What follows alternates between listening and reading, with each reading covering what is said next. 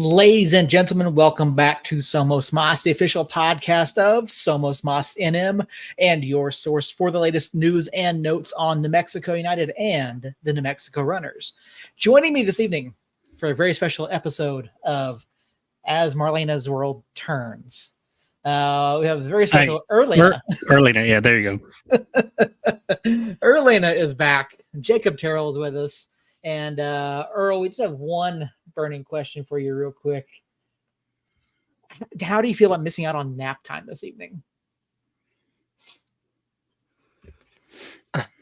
I'm actually upset about it because that Twinkle Twinkle Little Star got me going. Like I started looking around, cool, that couch is empty, that couch is empty, like this recliner right here pulls out, like I'm about to go to sleep. Yeah, so apologies for being late.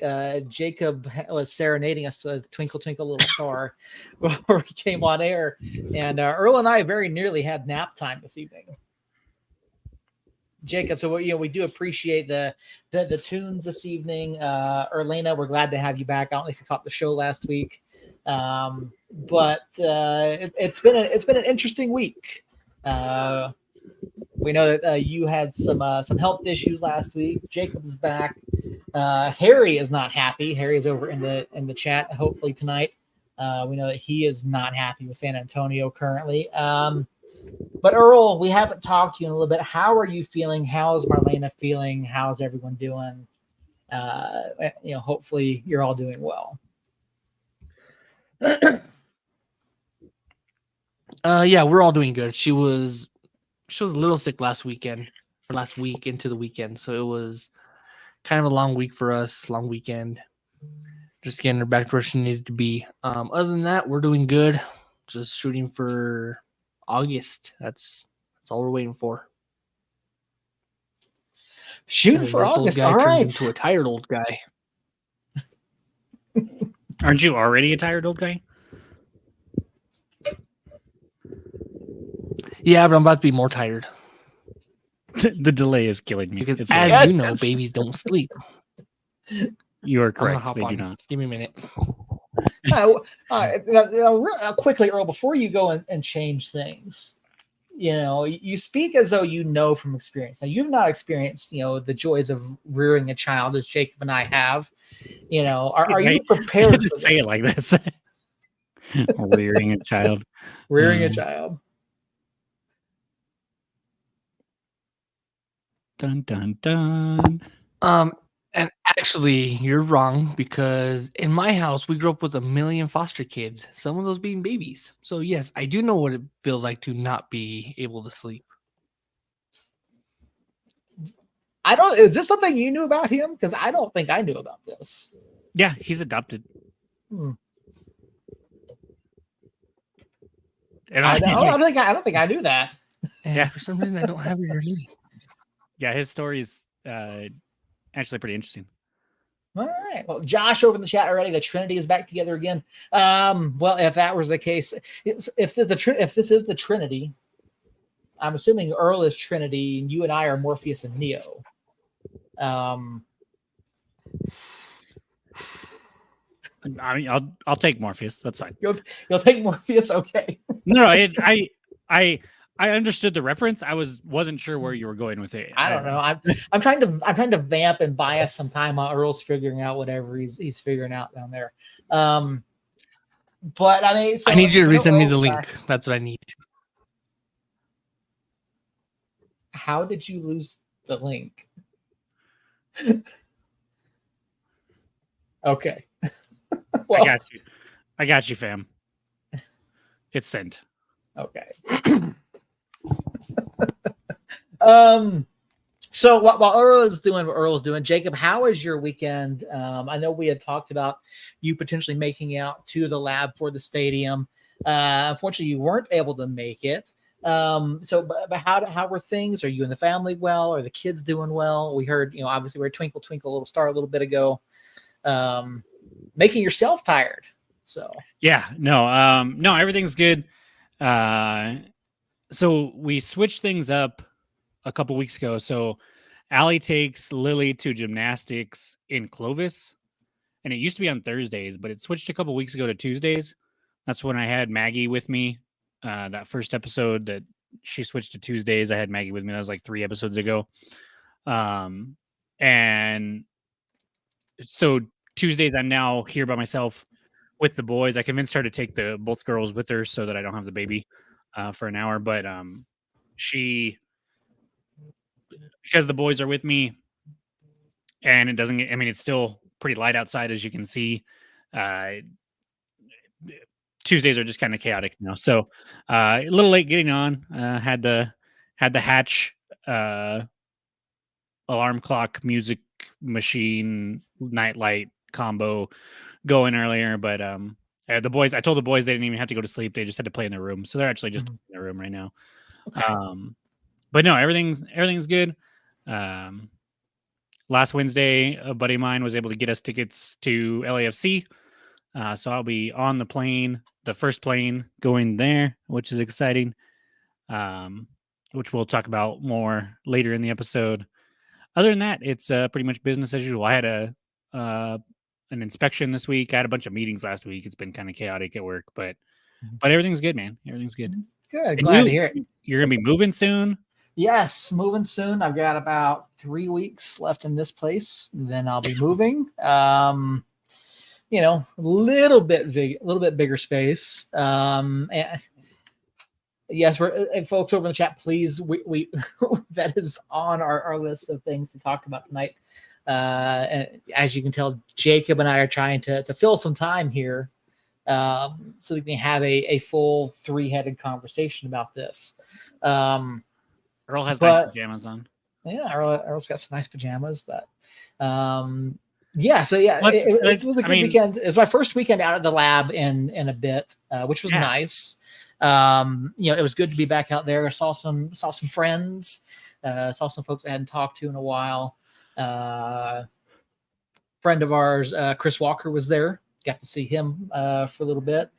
You know, hanging out with Ken and David and some other folks from the club, and had a chance to talk to Pete for a little while. Some interesting tidbits that we picked up over the weekend. We'll certainly get into those throughout the evening. Maybe I agree with Christina. Maybe it'll just go away. But again, we promise we will get into that. But no, it was great. It was great to be back at the lab. The atmosphere was phenomenal on Saturday night. I will say it was, you know, far better than the midweek we had a few weeks ago. Or no, I'm sorry, the Memorial Day match. Yeah, not the midweek, the Memorial Day match. Not that the atmosphere was bad that night, but there was something about Saturday night that was just better. It felt better to be out at the lab. And it was really fun to see, you know, packed house, you know, 10, I think what was it, 10-6? 10-8. 10 something, yeah. Yeah. So great crowd Saturday night. But yeah, no, it was, like I said, I got to hang out with some folks and picked up some tidbits. And I know there were some questions about the lineup on Saturday. We've questioned, some folks about health, and we did get some questions about Sergio Rivas being in the lineup. So Sergio restarted training this week, but he was in the lineup on Saturday at his request. He was not healthy, but he was on the bench because you are allotted 2 extra spots for academy kids as the home team this year. Just due to a general, lack of health in some other areas, Sergio was added in to the team sheet just so he could be there. But he did start fully training this week. A couple of updates quickly. Jacobo Reyes, an ankle thing, shouldn't be too long according to Coach Quill, day-to-day thing, but Sergio is still a couple weeks out. Potentially. And one other minor tidbit, obviously, Christian Nava out for the season, in case you didn't know. We did get that update as well. But the more interesting thing, and this is something I want to ask you guys about, did either of you watch any of the TST? So I didn't watch any of it. I followed it along with it, saw some highlights of it. It seemed pretty entertaining. Mm-hmm. It certainly was. I don't know if you saw Kevon Frater took part in the tournament. Actually, nearly threw some fisticuffs with Chad Ochocinco. He was also coached by Pat McAfee. Ochocinco was, yeah. Kavan played for the Rovers. Reggae Rovers, yeah. Mhm. They did pretty well. They made it to the quarterfinals. So that's awesome for them. Awesome to see Kavan still out there competing. And TST was phenomenal last week. That was a lot of fun to watch. And as a side note, I learned that there was actually a plan for Devin Sandoval to have a team last year. However, the tournament fell during Devin Sandoval night. So Devin decided to forego it last year and come to Devin Sandoval night. And to Christina's comment here, you may not have to wait very long. There is some discussion among the club to start something up for the next TST. So maybe we'll see United out in Cary, North Carolina next year, if that's where it is, in fact, for the next edition of it. So, yeah, just some little tidbits we picked up on Saturday night. But now that Earl's back. Let's just jump right into it. Talk about right. the elephant in the room. Elephant in the room. Jacob, you mentioned it earlier. Yeah. A couple comments over in the chat. I'll leave the floor to you. So The Athletic put out an article after FC Dallas fired their coach, and it had Quill as a name to watch as a potential replacement. A friend of ours, Kaylor Hodges, over at the USL show, messaged me on Twitter and also said that he had been hearing some grumblings about it. Nothing is definitive. Nothing is set in stone. I think right now it's just all rumors and hearsay. And I would like to think that we would at least be able to keep him through the rest of the season, like Justin says over here in the chat. I would hate to lose him mid-season, especially with the run that we're on. So, like also mentioned in the chat, I think we just kind of we acknowledge it and then we move on, because at the moment it is just some rumors going around. Anything that the Athletic put out is obviously vetted and they do good work over there. So there's probably some smoke or some fire to that smoke, but by no means does it mean he's actually going to be leaving or anything like that. It's just really crappy to think about. But it would be kind of cool to send two former United coaches to the MLS, where hopefully they could have some success. But preferably after we have a good season this year, and then if he's going to leave, then have it be this off season where he can go in, and because I would hate to lose him, especially if it's just a contract for like the rest of this season for FC Dallas. I don't think he would do that. I think he would only leave if it was like a multi-year deal with FC Dallas. And I don't know if FC Dallas, who knows what they're thinking for one, because it's FC Dallas, but I don't know if that's the route that they really want to take right now. Now, to be fair, this is not the first time that we've heard rumors of Coach Quill leaving. We heard rumors as early as last year, and over the offseason about Quill potentially leaving. And given what he's done so far in nearly a full season with New Mexico United, it should be no surprise that he's garnering some interest. Earl, I mean, obviously, last year when these rumors first started popping up, it definitely felt too soon, even with his history. And we got very clear confirmation from the club last year that he was not leaving at that time. We heard in the offseason he's not leaving.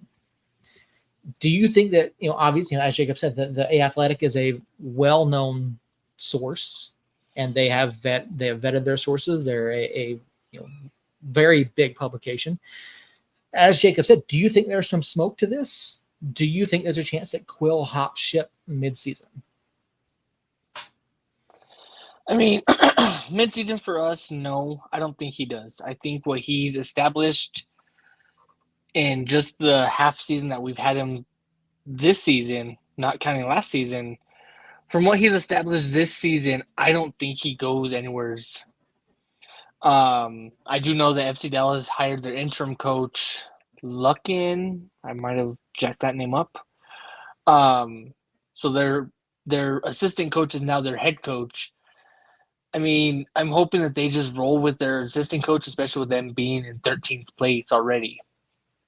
Especially being, I mean, trying to find them real quick. Yes, they have 18 points compared to 36. I mean, their season's practically over. So I don't see them coming in and hiring someone new to finish out the season when their season's already shot anyways. So I don't think, I mean, there's obviously fire there, because that just seems to be what happens is MLS looks for USL coaches and that's who they take. I don't think he leaves, especially given the run that we're in and the position that we're in. Had it been vice versa, where we're sitting in almost dead last place, then yeah, I think he definitely entertains that.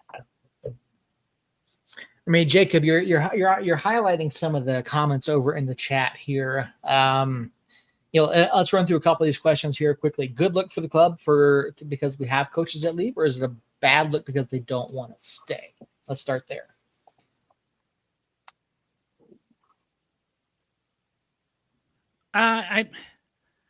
I think if it was like we're gonna move on from New Mexico United and go to Phoenix or Tampa Bay or something like that, I would say it's a bad luck. But I think it's hard to fault coaches for leaving to a bigger league, which we don't always like to call it a bigger league, but the fact of the matter is it is. I mean, Lionel Messi is playing in it, for Christ's sake. So, and soon enough, Cristiano Ronaldo. And so I'm going to ignore that comment.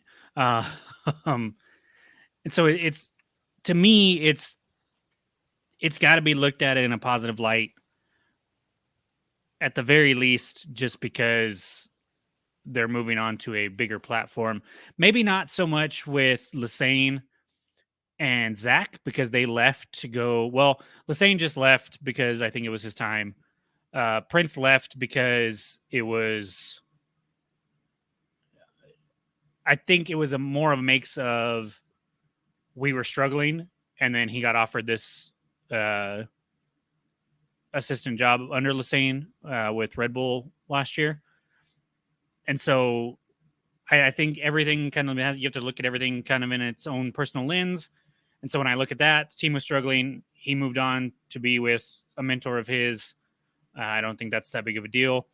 This one would hurt because of how good we're playing right now. But it also is like, hey, we're playing this good, so we're going to move. He has a chance to move up. And so I think you look at it as a positive, or you could at least try to spin it as a positive, if only for the reason that you don't cry yourself to sleep because of it. Well, I mean, you look at the coaches that have left, obviously, Troy and Eric have both been successful in their tenures here with New Mexico United. I would arguably say that Eric's tenure thus far has been more successful than Troy's, and both of them were more successful than Zach. I think it does say something when you see a coach who is successful and they have the ability, and you look at what Eric has done is he's been a part of the FC Dallas system in the past. He's been involved with a national team. He's won championships at the USL League One level. He's, again, been successful thus far at the USL Championship. And so I think there is a positive spin to this. Because if you can come in and if you can get players playing well and buying into a system, and you're getting positive results, I think that shows that you have the ability to potentially do that at that next level. So I don't necessarily think it's a bad thing. I would hate to see him go mid-season. I mean, if anything, I agree with you guys. I would like to think it happens in the off season if it does happen, because I think right now the message that Quill is giving to the players and the fans is that he wants hardware here. He wants to keep building New Mexico United into something. And I don't think he's ready to leave. I don't think he's accomplished what he wants to accomplish here yet. And I don't think it's a bad look, because we're not firing successful coaches and then them running off to MLS and taking a bigger deal and doing better over there. I mean, every coach that we've had has been lured away by an MLS team. And USL Insight, you're right. Money talks and bullshit does walk. But at this juncture of the season, I don't think Quill leaves. And Seth, you said it right. I mean, Quill wants some kind of hardware here in Albuquerque. So I think that's what he winds up getting, is that hardware in Albuquerque. I mean, there's Earl with a huge prediction right there, saying Quill does get hardware here in Albuquerque, but yeah, I mean, like Josh says, I don't think there's enough out there right now for us to panic. I mean, if you look at the Athletic article, Quill is mentioned in the same paragraph as guys such as Bruce Arena, guys who have been in MLS and had success at the MLS level. So it's not like the Athletic went into an in-depth bio of Coach Quill, or they named. It's not like they named him as the front runner. And the only reason why he's in that talk is because he came from FC Dallas. He has ties to FC Dallas. That's very true. And so it's, again, when you have someone who has been in the system and had success there, and then gone on to have success elsewhere, it's obvious that you want to. I think it's an obvious choice to want to bring them back. I think it's an obvious choice to point at them and go, "Hey, there's a possibility of interest in this guy." I mean, look at what teams like the Patriots do. Look at the assistants that were under Bill Belichick for years, that were then scooped up by other teams because of the success that the Patriots had. So let me ask you guys a question. We probably talked about this for a long time, but so you mentioned earlier, Seth, almost a full year. So he has coached 34 regular season USL matches with New Mexico United. What do you think his point total is in those 34 matches? Conservatively, I would say. So last year, through all of last year, we finished with 46 points through 34 matches. I want to say we had like 18, 19 when Zach left. So first place last year in the West, Sacramento had 64 points. So if you're looking at 34 matches, that's kind of what the West looked like last year. Where do you think in Quill's 34 matches we sit as far as point total? 58. Earl, you got a guess? I was right there with it, 58, 60 maybe. Justin in the chat says 42. Anybody else in the chat want to throw out a guess there? Bob Lilly might leave. I mean, I wouldn't be surprised if we've been saying it for years that we wouldn't be surprised if Bob Lilly left, but Lilly ball works. So Quill's record through 34 matches is 17 wins, 6 draws, 11 losses, for a total of 56 points, or 57 points. Sorry. So 47 points last year would have put us with a tie with Orange County and San Diego for second place, well behind Sacramento for first place. For the record in the East, it would have put us fourth, behind Charleston, Tampa Bay, and Pittsburgh. So successful by all means. With that being said,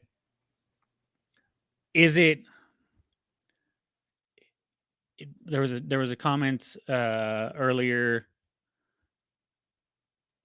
from Team Earl, unfortunately, saying that they think he thinks FC Dallas takes their time and long term, blah blah blah. I agree with that. So is a second place finish in a full season, theoretically, of course I'm making some things up and fudging some stuff, but is a second place finish through 34 matches, does that warrant him leaving? Like, if you're FC Dallas, does that make you go out and get him mid-season and probably have to pay a transfer fee for him? I wouldn't think so. I mean, it's an impressive total given, the the quality of the club last year and the results he was able to get. But I don't think it's enough, if you ask me, given what the cost would be. Now, obviously, he could kind of force United's hand if he chose to move. But I can't see United letting him go without some sort of significant return. And United has shown a propensity to, push their people along, whether it's players or like Christina mentioned, the social media teams and stuff like that, and Quill or not Quill, Prince and Lassane, they definitely push that towards. They push them towards like reaching their goal of like bettering themselves and going to a bigger league. So I don't think they would hold him back. They would definitely ask for a transfer fee for sure.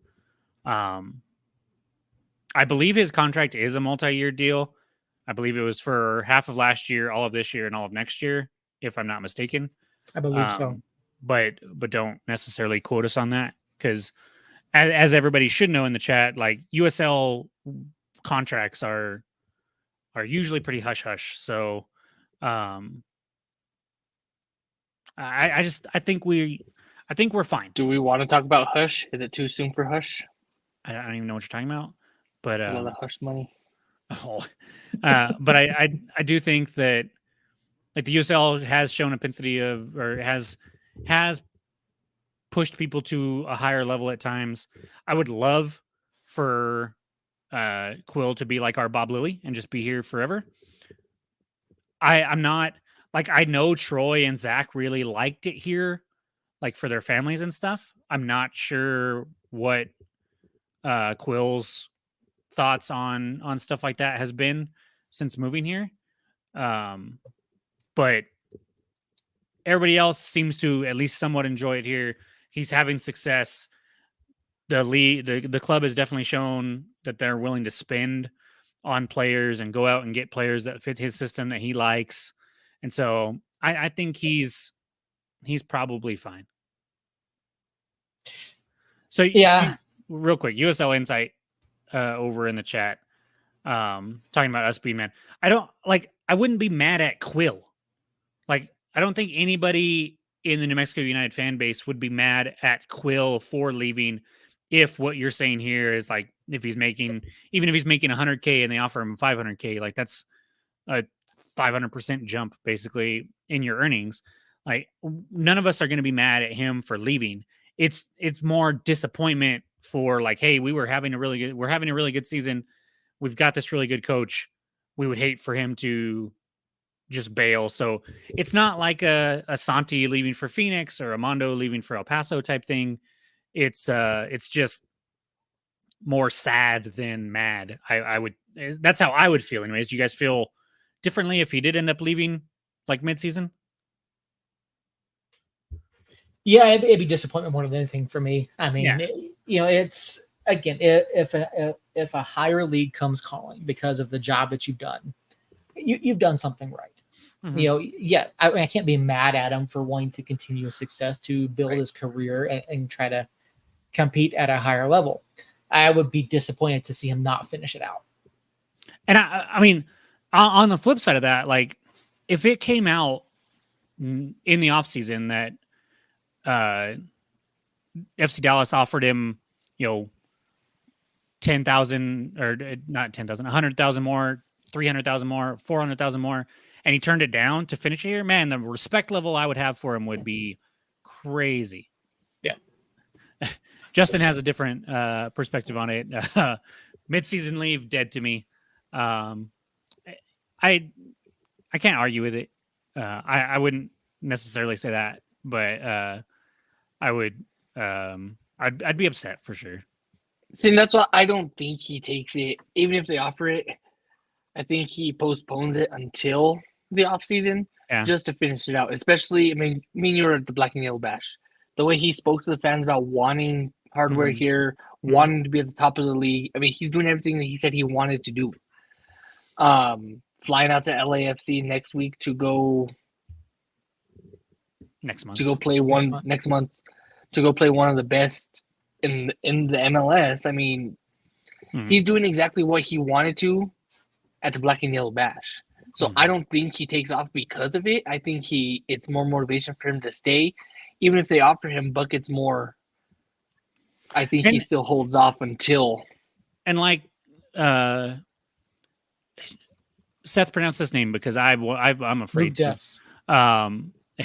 Every time he comments, I'm like, this guy commented. He has a chance to do some good stuff here and get leverage to where, yeah, they might come this midseason and be like, hey, we'll offer you $500,000.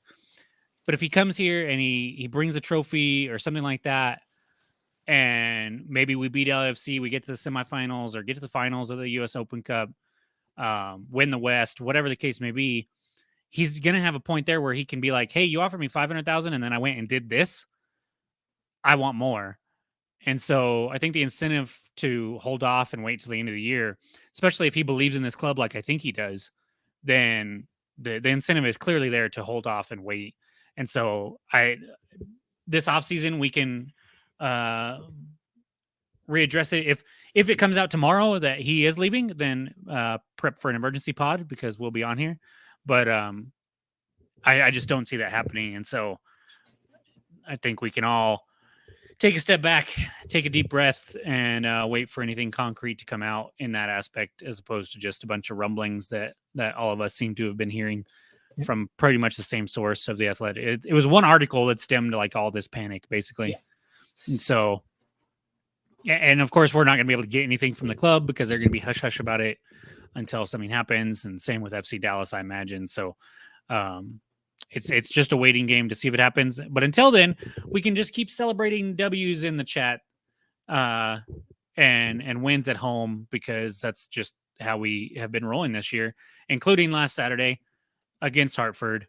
A late winner by Daniel Bruce, which Bruce has always been a fan favorite. We've always clamored for him to have more time.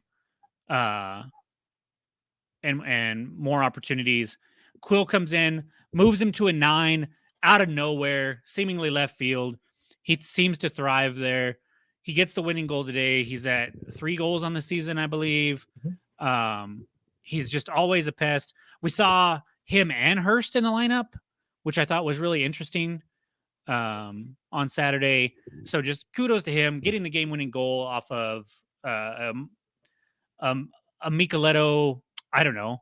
I would say, it was obviously an assist, but I don't know if it was more of a shot or if he just saw bodies in the box and said, I'm going to pepper this in there and see what happens. But either way, get the late goal in the 86th minute, get the 3 points, beat Hartford for the first time, stay in first place. What more could you want? So to this point here, quickly, I did get a chance to talk to Brucey in the post-game interviews, and Brucey did say he just happened to be at the right place in the right time, and he came close to crediting Marco there. He goes, he kind of gave it like a goal assist or whatever sort of stat, and Brucey said he just happened to be there and put the touch on the ball and happened to go in the back of the net. And so if when you watch that real time, it certainly looked like Marco got it, or it's a very real chance that he was the one that got that goal. But Brucey's just been phenomenal.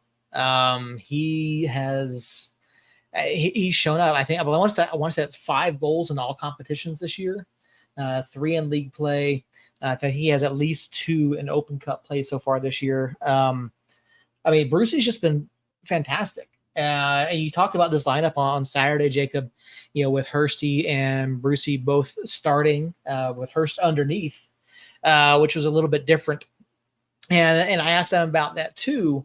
And it turns out Jacobo got hurt late in the week, tweaked his ankle, but he should be back sooner rather than later. And so that kind of led into it somewhat. But there's a different dynamic, and Brucey talked about it. And we'll put the audio out about the interplay between him and Hursty. And he goes, Bruce has nothing but good things to say about Greg Hurst. He says they're really good. They're really good friends off the pitch. They work really well together, and Hursty's knowledge of where to be and where to put the ball is just second to none. And you can really see how they kind of play off of each other here, especially in this match. I mean, we're so used to seeing one or the other, but to see them both up there, that was really fun to see for me. You're muted. Yeah, I really enjoyed it. I think that it Hursty playing like that false 9-10 role underneath Brucey there kind of opens the door for a lot more combination up there. Obviously, our midfield has been stacked for a while now, and I'm real happy with how that whole midfield has come together, and Reyes and Nicky and Sergio when he's healthy, but that interchangeability between Bruce and Hurst. I mean, you saw it right there in that highlight there where Bruce kind of bumps outside, Hurst comes down the middle and gets a good shot. It's it opens up when Danladi finally is healthy. We saw him in the 18, which is nice. When he actually comes in and is healthy, we have more bodies, more pieces that we can play and plug and move over here and move over there. And I think Brucey and Hurst both do a bunch of different things really well. Like they're not necessarily that deadly finisher, but they create for others. They can create for themselves. They can just do a bunch of different things. We see Bruce and his defense, and his ability to press and win the ball back and stuff like that. Hurst does that. He's a little bit bigger body, so he's not quite as pesty as Bruce is, but it opens up a ton of things that we can possibly do. And so here's going to be the goal right here. And we see Bruce just working his ass off against a much bigger guy, and be able to be in a position where he can get a foot to that. It's amazing to see him put in the years here and work his ass off and kind of get overlooked by people at times, and then to move him to a number 9 and then just have him just blossom into this player that he is right now is awesome to see, and it couldn't happen to a better dude. Earl, we were talking Saturday, ahead of the match. I mentioned that because when we're in the press box, we can see the team sheets a bit early, usually right before they get published online or right at the same time. And I mentioned that Kalen Wright and Abu Danladi and Marco Micheletto were all back on the team sheet. You mentioned Rivas as well, but of course, Rivas was still hurt. When you saw these guys returning to the lineup, now obviously we've had conversations in the past about what happens with guys like Kalen, what happens with with some of these guys when they come back and they're healthy. Were you surprised to see all 3 of them back in the lineup, or really all 4 of them back in the team sheet in the same week? And what was your thought when you saw them on the bench? Like, did you think that they might get significant time in the second half, or did you think it was one of those things where maybe just kind of ease them back into it? No, I think I was excited to see them back. Obviously, we haven't seen Kalen since week 1. So seeing him back on the team sheet was really nice, especially if we needed it. Thankfully, we didn't get to that point. So seeing Kalen back was definitely a huge relief, especially with how long he's been out. He definitely needs time to get back into game shape. I mean, it's one thing to be in shape, it's another thing to be in actual game shape. So seeing him back in the lineup was nice. And then Danladi, I mean, we've seen him once for Open Cup, and I think that's about it. So seeing him, hopefully he can stay healthy and get some meaningful minutes to give Hursty and Bruce some rest that they obviously need too. And then Micheletto, I think, he's a mainstay in the lineup regardless. So seeing him, whatever his injury was last week, that he needed some time off, obviously it was enough to keep him on the bench. But him coming off the bench was obviously what we needed to put the spark into the match and get the game-winning goal. And talking quickly about some of the other people that were out on Saturday. Earl, you had mentioned Dayon Harris, Zico Bailey, and we talked about Nikki a little bit. Nikki has slight knock. He'll be back. But Dayon Harris and Zico Bailey both on international duty. So in case you weren't aware of that, both those guys did get call-ups for this round of international friendlies. Zico Bailey played the full 90 in both matches for the Philippines over on the 6th and today. No goals in either of those appearances, but full 90 in both. And then Dayon Harris played 23 minutes in the Antigua and Barbuda match against Bermuda on the 6th, or on the 5th, I should say, and they got 0 minutes in their most recent match on the 8th against the Cayman Islands. Now, of note, after the Antigua and Barbuda match against Bermuda, several Antigua members were rushed to the hospital due to food poisoning. But a number of them got sick, still played the duration of the match, and were rushed to the they were World Cup qualifiers. Okay, I do apologize. Yeah, sorry, I saw it listed as a friendly. Okay, World Cup qualifiers. So Antigua members were rushed to the hospital. We do not know if Dayon was a part of that, but he did play in the first match on the 6th. So that's why they weren't there. And then Earl, I think you had an issue with the Sandia kits. Why? That was a random segue. I don't think I had an issue with the yellow kids. I think I was just confused. Okay. I'm trying to go back to our text to see, but I'm pretty sure I didn't care about them or about it. Earl just hates a lot of things. So while he's looking at text messages over something very trivial, real quick, I can squash this conversation quick. I didn't have an issue with it. You said yellow Sandia kits. And I said yellow Sandia kits? Yeah. That was a fascinating story. It was. It wasn't that I had an issue. I was just confused because we're at home, obviously, and carry on to the next topic. Okay. It's the same topic. So we win. We're still in first place. We have a negative or a zero goal differential. Zero goal differential. All 8 of our wins have been by 1 point. We've been blown out in 2 of the 3 losses.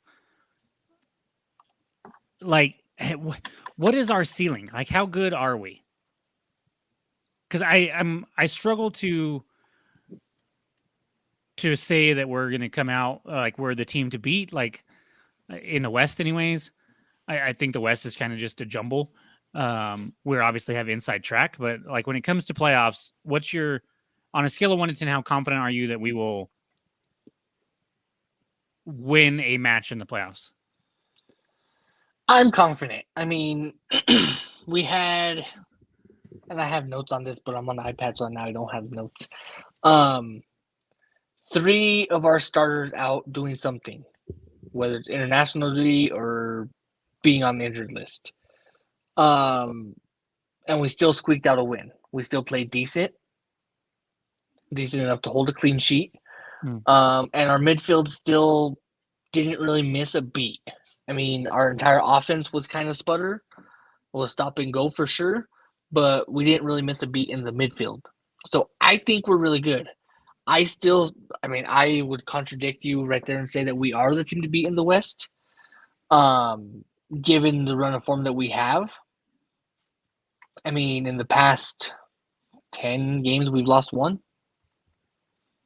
We've scored 10 goals in the past 8 matches.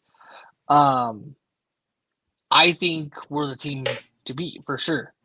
But that can flip in a heartbeat with the West. I mean, we're 1 point ahead in first place. Granted, we have a match in hand, but we're still 1 point ahead. Any run of form that Sacramento goes on, and it's actually good, any good run that can overtake us is going to be easy. If we lose one match, then okay, cool. Now they're in first place. But I really think that we're the team to beat for now, given this point of the season, and that we're that good.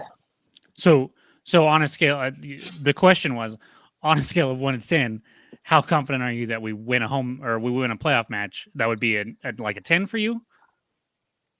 Yeah, if we could stay healthy and get all of our guys back there caveat that are it. injured. Just fucking own it. Listen, just own it. Listen. So I'm not saying a 10. I'll probably say a 7. But if we can get our guys healthy and back where we need to be, a 10. So how does that? So that was to win a playoff match. What's your confidence scale on winning the West when it actually comes to the playoffs? Probably an 8. How are you more confident that we'll win the West in the playoffs than we'll win one game in the playoffs? You just said a 7 to win a game. That's just how I am. Okay, Seth. I think if we can get the one win out of the way. Okay. On the All right. one-win play, if a one-win playoff game is a 7, if we can get that one win out of the way, I think we have a really good shot of winning the West. So then, I like all these caveats. Yeah. So Earl, real quick, I don't need any more info. Just give me a number, okay? 1 to 10, 10 being the most confident. How confident are you that we win the regular season Western Conference?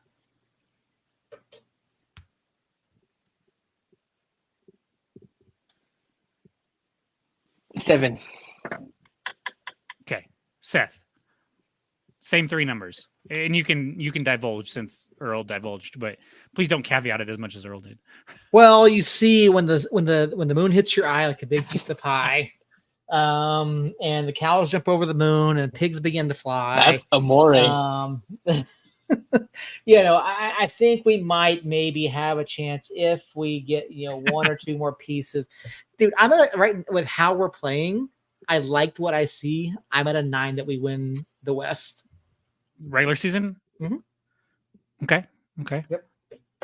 So I'm assuming if you're that high on us the rest of this regular season, then the playoffs you're at least as high. Maybe I would be a touch lower just because the playoffs are so hit and miss. Like we've seen multiple underdogs make runs. In fact, I don't think the best team in the West has made it to the final since the COVID final. If I'm not mistaken. So, what do you think? We win a home play or we win a playoff match? Pretty confident there, I would assume. If the season finished today, caveat right there. Just saying, looking at it, you're looking New Mexico and Sac get the first round byes. Okay, I'd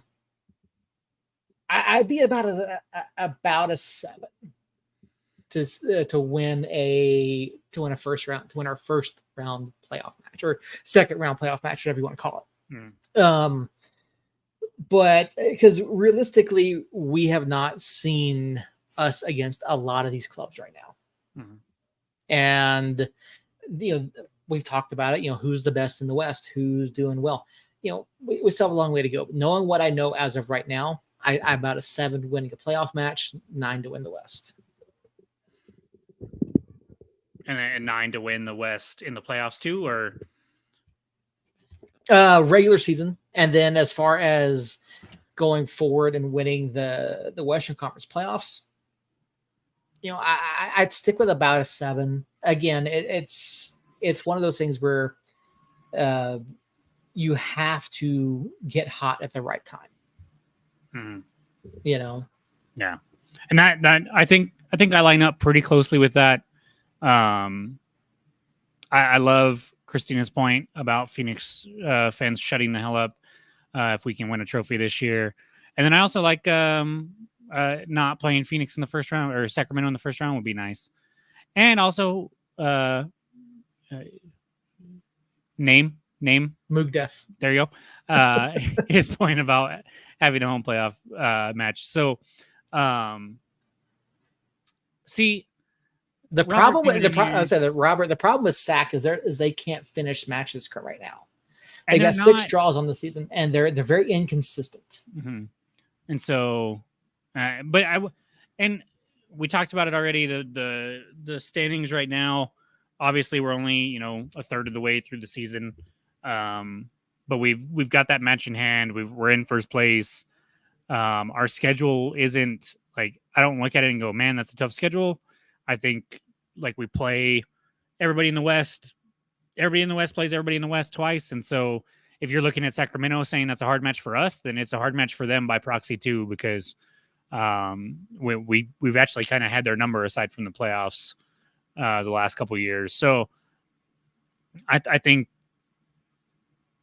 the West is just so kind of jumbled and just a mess to me that the West is there for us to take in the regular season, especially with how we're already set up with a match in hand and the lead and all that jazz. So I would say pretty close to an 8-9 for the regular season, and then probably 7s for the first playoff match and so on and so forth. So I'm liking it. I'm liking where we're at.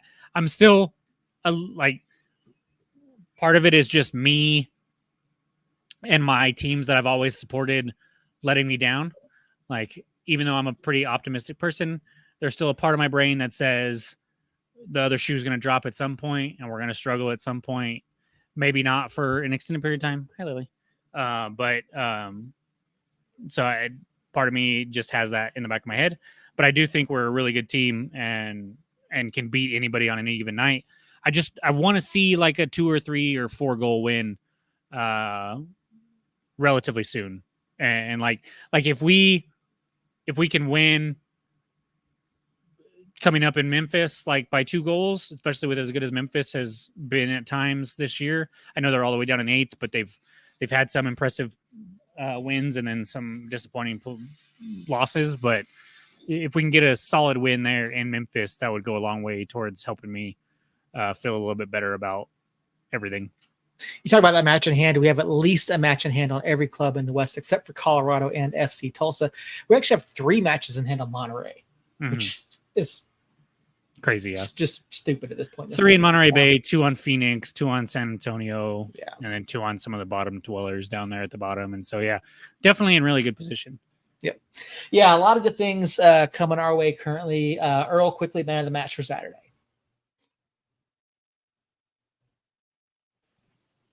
I would have to say Mohammed. Okay, Ali Muhammad, good shout. Jacob? I can't talk about Bruce so much without giving it to him just kind of as an honorary thing. I think everybody played pretty solid. You could very easily give it to Herbert or Talon back there for getting just the 3rd clean sheet of the season and the first one since I think the Phoenix match. And so tend to want to give it towards them, but Bruce is just having such an awesome season and gets the game-winning goal and just works his ass off. I got to give it to him. Yeah, we talked to Talon after the match as well. Talon's, I talked to him because we found a way to contain Michi Galena last year. We contained him again Saturday night. It's because he's not as good as everybody thinks he is. He really isn't. But the thing is, his pace is what beat a lot of teams last year, and we pocketed him. And we did the same thing Saturday night. Makangila, we didn't have to deal with him.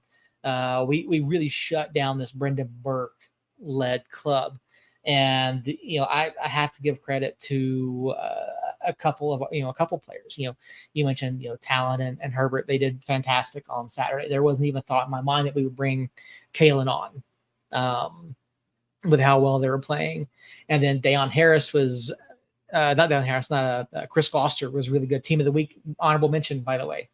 Chris Gloucester was good on Saturday. I didn't want to point it out, but since you brought it up, I'll have to eat a little bit of crow because I've been shitting on him all season. He did play his by far his best match. The team of the week thing, I think, is I'm not sure about that, but he did play really good. Had he scored that banger in the first half that hit the post, I'd be definitely eating some crow, but he hit the post, so it didn't count. Yeah, that was a heck of a sequence when that ball ended up falling to him, and yeah, kind of unfortunate that we didn't score there. But a couple things over in the chat. Burke is a tool, can't stand him. Yeah, can't disagree 100%. there. Did he have a presser? We don't know. We don't get access to opposing teams' coaches in most situations. I will say I did have access to the coach of the Lubbock Matadors after the Open Cup match, but that's not a common scenario for us. So couldn't tell you. You'd have to look to see if any of the Colorado Springs media were able to talk to him, or I'm not saying Colorado. Because that's where Hartford, yeah, Hartford.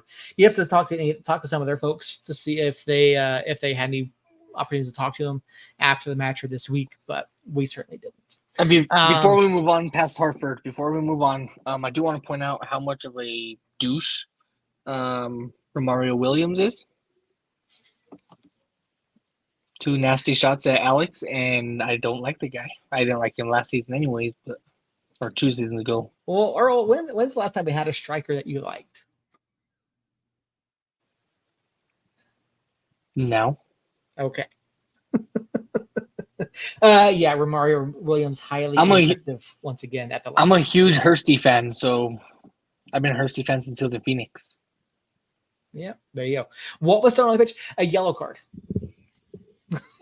It was quite literally a yellow card that was thrown onto the pitch. I can't say for certain which section it came from, but it was 120. It was somewhere over beyond the beyond the netting. I will say that much. Well, if you watch the video, it comes from 120, somewhere in the middle. Good luck identifying anybody. It's going to be 120 though. Yep. But yeah, no, it was. Romario had a couple interesting moments. I'm amazed he did not get at least a yellow card for that, but it was quite humorous. The moments after that where people thought that the ref had lost his card and all that kind of stuff. But yeah, let's move along from Hartford. We got a question over in the chat. Who is going to mark Marlon Santos this weekend? He is dangerous. Talking about Memphis 901, United goes on the road once again.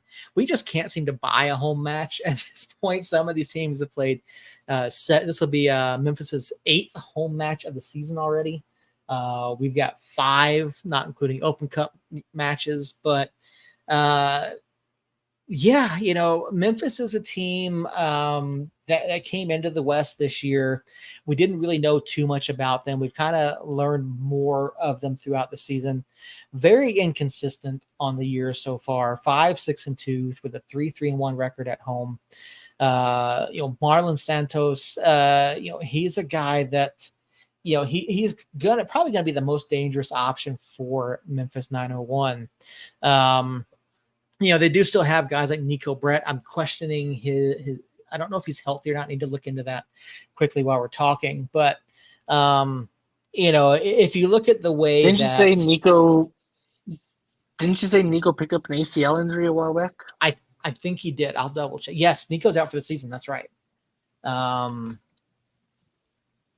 was almost the same day that your boy from Atlanta Braves picked up his. Yeah. So Nico will miss his right shoulder, not his ACL. But no, Nico Brett is out for the year. But yeah, if you look at the way that that Herbert and Maples played on Saturday, I think that they're going to be able to contain Santos. I think that they've done such a good job so far this year. Maintaining that space that we've honestly given up, outside of those 2 road losses are the number of goals that we've given up has been relatively small compared to the rest of the league. So I like the way that our defense stacks up against Memphis. And I think we're going to see, more of a traditional 4-back system, maybe not quite as attacking. But I think that's where, for us, that's what's going to be the key on Saturday. Earl, what do you see when you look at Memphis? Are they a team that, is legitimately going to contend for a spot in the West? Well, I thought so. When we talk about preseason standings, I thought so.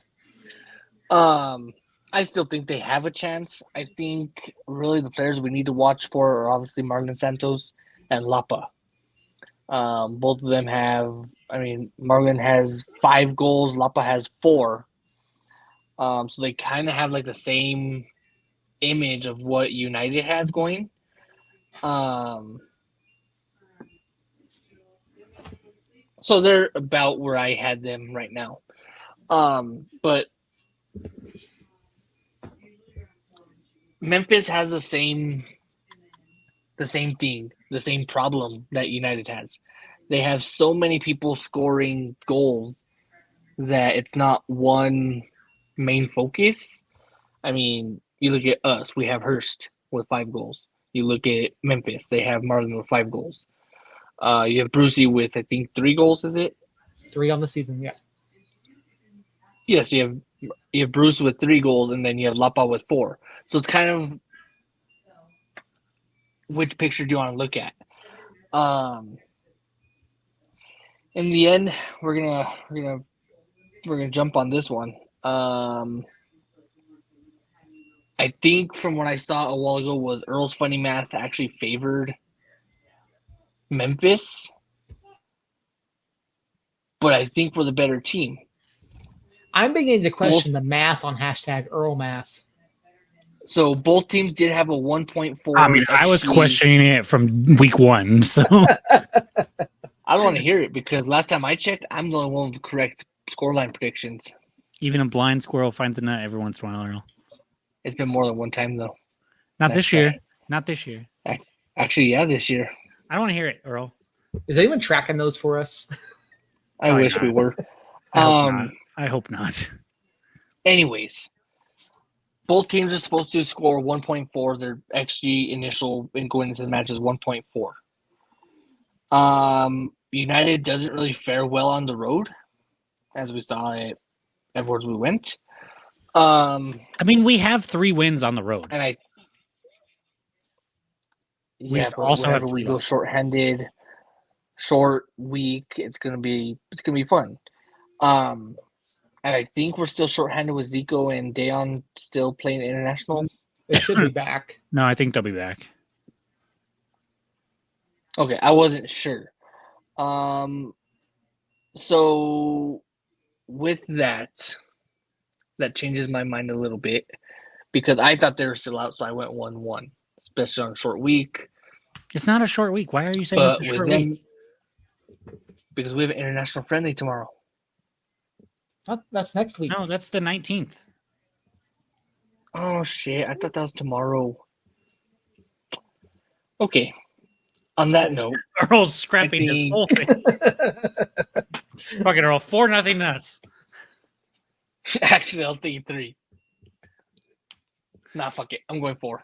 4-0. Yeah, good job, Earl. Good job.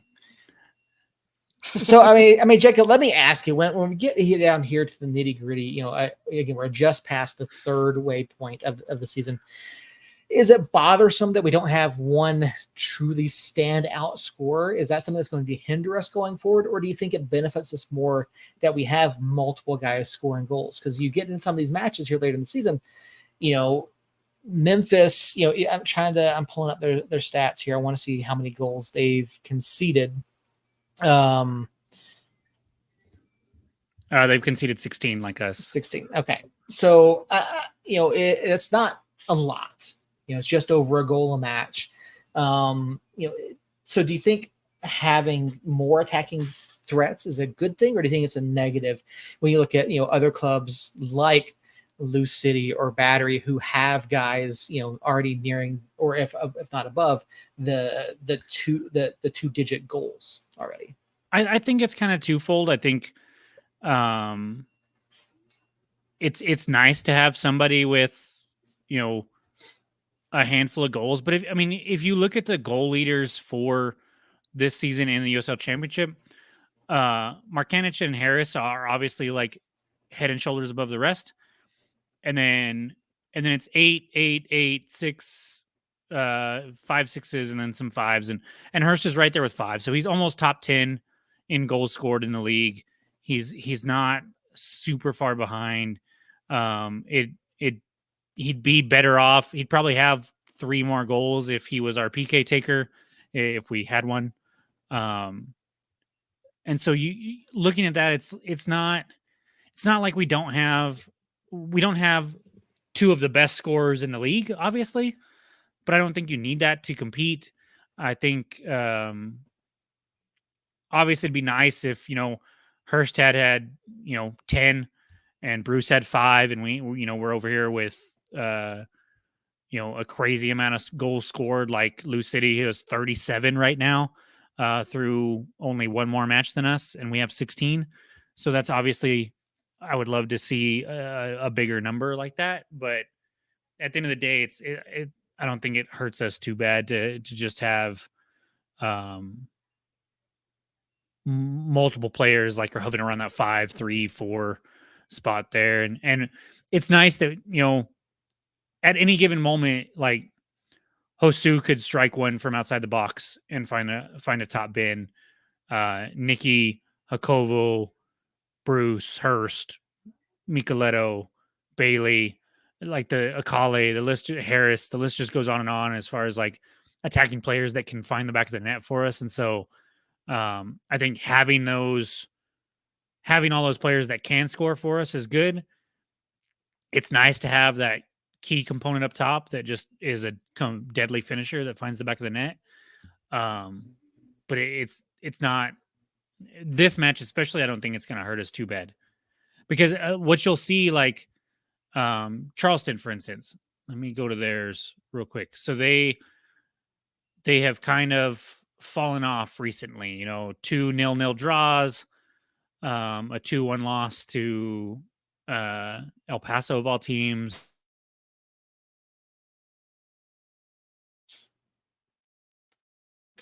Markanich has not scored since May 4th, by the way. Oh, Jacob's frozen. Yeah, so Mugi, if there's the answer. Markanich has not scored since May 4th. So it's been over a month for him. So you have to go back 6 games for Battery since he scored. I was wondering why he stopped talking. But I mean, I have to tend to agree. When you look at it, when you have multiple attacking options, I do think it does open up things a bit. And you look at guys, you look at the differences between Brucey and Hurst, and like we said earlier, they bring different things. They create different. They create different opportunities for themselves and for the guys around them. And you look at where Memphis is at right now. You look at where United is at.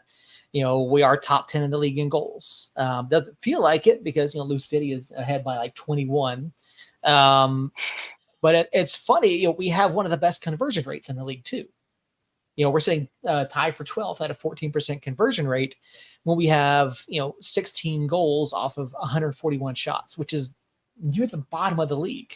That's 18th in the league in total number of shots. So what we're doing is we're taking better quality shots and converting them, which is something that we've struggled with in the past. And I think, when you look at what Memphis has done on the season, only 2 clean sheets, conceded 16 goals. I feel like, this is going to be a match where we put 2 to 3 past Memphis, and we do pick up another road win.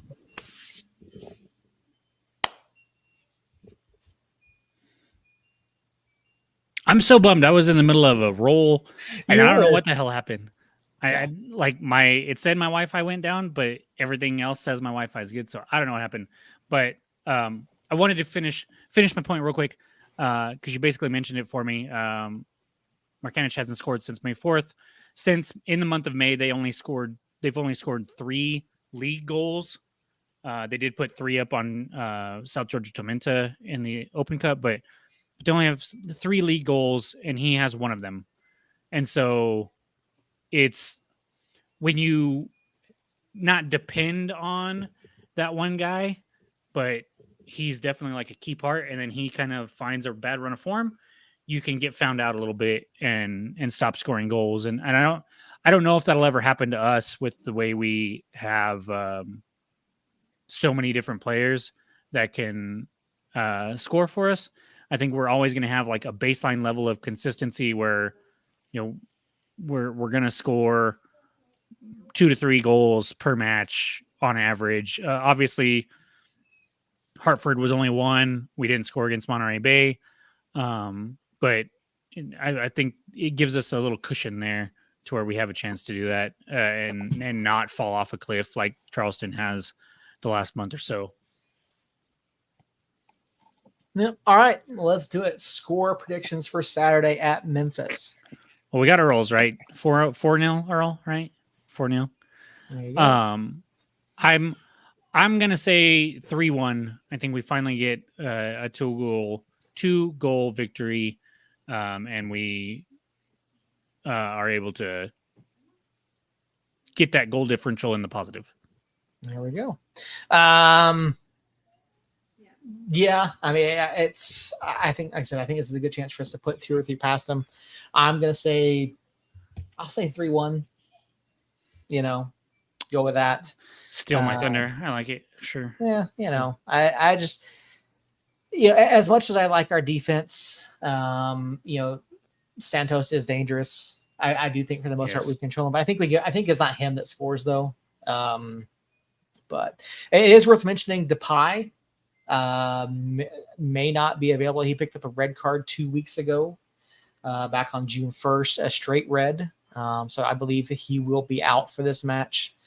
But I don't that they're missing anyone else. Some players of note for Memphis 901, obviously Nico Brett out. You got to look at some other guys who are playing well for them. Bruno Lapa, we know, we're familiar with him. Emerson Heineman, former MLS player, keep an eye on him as well. And of course Tyler Derrick, their keeper, has played very well in his career. So just some guys keep an eye on for Saturday night. But I think that's going to just about do it. Is there anything else? Oh yeah, Jacob, quickly. I know you're excited about this. You're going to LA. I am. The team had 100 seats on a plane to LA to fly with the players. As everybody knows, I joked around that last Tuesday of telling people the wrong time that they go on sale to try to better my odds. It took me and my buddy and my buddy's wife to be logged on trying to buy some to get. I struck out. Will struck out. Will's wife was able to get us tickets, and so I will be there. We'll be going on the first plane. They sold out in like 45 seconds. Like I swear, like I clicked on the link like 3 times to try to get in, and it kept saying something went wrong, and then all of a sudden the tickets were gone before even a minute went up. And so once again, New Mexico proving that they have some of the best fans in the country, not even just in the USL, but in the country in general. And so I'm super excited. As we know, LAFC is my MLS team that I follow and like and love and root for. And so it's don't get me wrong, I will be rooting for New Mexico United 100%. But it is going to be cool to be able to go to it's BMO Stadium now, but I'll always know it as the Bank. So to be able to go to the Bank and see the wall of the 3252 and experience all that while also being able to watch New Mexico United is going to be a pretty crazy experience for me. And to experience it with 100 other fans and then 28 tickets sold out in like 2 seconds on Monday yesterday. So it's going to be fun. Maybe we hear of a third plane. I know of a bunch of people that have said, hey, we didn't get tickets on the charter planes, but we're going to be going anyways. A bunch of people going from out of town that don't actually live here. I saw some people commenting that they were coming from like Texas to go out there. And so just a really cool experience. I had severe FOMO when they did the Minnesota trip, and I didn't get tickets for it. So to be on the plane and go out there and experience that, I think is going to be a blast. I'm going to maybe try to get Coach after the match if David will let me and see how that goes. But yeah, I'm super excited for it. Going to be out there flying with the team out there and back. Yeah, that part's really cool. We'll get some swag, see what's on it, what it's like and stuff. And so, yeah, it's just an awesome experience. Christina, I can't wait to see you on there. It's going to be great. Super excited for it. It almost hasn't really set in that I'm going to be going. But I'm sure as we get closer, like once I get past the July 4th weekend, being crazy busy here at work, then I'll be like, holy cow, in like 3 days I get to go. Yeah, Justin brings up a good point. I could probably talk to a player or coach on the plane too, and get a chance to get some time with them. So super excited for it. I think it's going to be awesome. Can't wait to see everybody that goes and makes the trip out there. Curious to see, like we talked about, we'll talk about it, as we get closer to the match, but how serious LAFC takes it. And then if they, I kind of want them to take it serious and see how we stack up against the best of the best. So, I'm pretty excited for it. And then the other thing, real quick shout out, Earl can tune us out. New Mexico United U23 is sitting, as you can see there, in second place. They're in first place. Are they? They got They just won points. 3-1. Oh yeah, they won today. Okay, I can't on my screen it's too small, so I can't read it. I can just see them technically in second place. Yeah, I don't know why I don't like this. So Well, like, yeah, yeah, they did win today, 3-1. Do they go by points per? Is that why? I don't know, but it's still on 2. Yeah, so are we. I don't know. But they've had a tremendous run. They've only lost 2 matches all season, and I think they have 4 wins. Yeah, 4-2 right there. And so tremendous work for them to be able to be up there. And we see names like Alex Wagner on the team sheet, Nick Legendre, who's one of the first academy signings ever for New Mexico United back in 2019. And so names that we're definitely familiar with, and we see them coming up and doing good things. And then the academy is also sitting in first place. Or what the hell? Earl really hates the kids. They're in first place too, right? Yes, they have 10 points. It has to be a point per game thing that they're going off of there, because they have more points than everybody there, and they've got I think only 2 losses as well this season. So everybody's looking good. New Mexico United, from top to bottom, is having a really good season so far, and just expect that to continue. So I just wanted to give them quick shout outs for the kids that are playing on those teams that deserve the shout out, even if some people think the system might be broken. Earl. But just super excited, super good times, super exciting times for New Mexico United, and hopefully next week we can talk about at least the first team still being in first place, and getting 3 points there in Memphis. Yep. Yeah. Are we done yet? Yeah, you can come back now, Earl. Yeah, Earl will stop torturing you with the kids. But I do think it's funny. You said a whole bunch of things, and none of it mattered to me. I do think it's funny that Earl says "King of Shitty Wi-Fi," and then mine's the one that kicked me out for some reason. Yep. So there you have it, folks. We went through a lot this evening. Rumors about Coach Quill, recap of Hartford, preview of Memphis 901, took a look at the academy and the U23s, talked about LA and a number of other things. Injuries, returns to the team sheet. So many topics covered tonight. I don't have anything else. Jacob or Earl, you guys have anything? No? All right. Jacob, get out of here. I just want to shout out, we talked about Brucey and stuff like that, but just the whole team in general. We've been missing Kalen and Dunladi, 2 of the bigger names on the squad all season. It's been a fun season so far, a fun third of the season. Can't wait to see where it continues to go. Like I said, hopefully we come back next week and we're talking about 3 points in Memphis.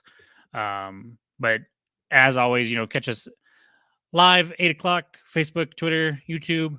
If you listen to the pod after the fact, be sure to rate and review us on your podcast player of choice. Thank you, everybody in the chat. Christina, Justin, Seth, help me out. Josh, there you go. And just everybody over in the chat, even you, Robert, I will even shout you out because I love you. it's a love-hate relationship. And so thank you guys all in the chat. The 6 of you are still here with us. USL Insight as well. Yeah. USL Insight popping in and asking some good questions. Just awesome to have the fan base growing for us and for United. 10-8 or whatever it was. I think it was 10-8 at the match again over the weekend. So those numbers just keep going up, and then undefeated at home. Quickly, I just saw this. I was scrolling back up through the comments, make sure you didn't somebody. There were some comments that came in before we even went live. Really? Yeah. So our friend Shadow Wolf. Shadow Wolf woke up and sent us a message at 2:15 p.m. local time. I just want to say you're great. Can't wait to listen to this episode later today. Hope the Quill doesn't go to MLS. Even Germany is hearing that Quill's going to go to MLS. Wish you a great show. Hope you're doing fine. One love. Good night from Germany. Shadow Wolf, we appreciate you. Thank you for that. Yeah. And Raising Anchor, thank you for beating Hartford. Always, buddy. Always, Matt. Appreciate it. If only you could have beat Hartford as well. Sorry, it's mini. If only they could beat anybody. That's true. I'm really rooting for Rhode Island over there. They're kind of on the struggle bus, but they're not losing a lot of games at least, which is nice. But no, shout out to everybody. We'll be back next Tuesday, 8:00 as always. Hopefully talking about 3 points. Hopefully, I really want to talk about Kalen's return. I hope he sees the pitch and shows out and is fully healthy. So it's exciting times here. Can't wait to be back next week. And so until next week, guys, somos unidos.